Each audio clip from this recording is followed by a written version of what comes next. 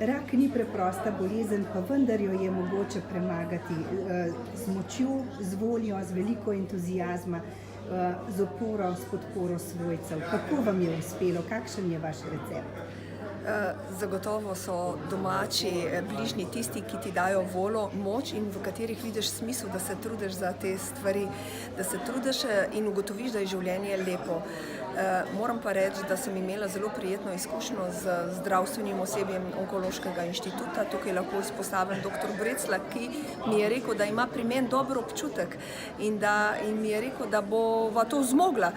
Govoril je v dvojini, se pravi, da nisem bila sama. Se mi zdi, da je to zelo pomembno tudi pri vseh nadaljnih zdravljenjih. Tudi zelo dobra onkologinja, dr. Ovčeričkova, je pozitivna in vsakokrat reče, dobra ste, zmorete. Seveda pa veste, pozitivnost in ljubezen do življenja se mi zdi, da je tisto, kar nas vse, bolnike ali ne bolnike, navdaja z nekim upanjem, z lepoto življenja in to je recept.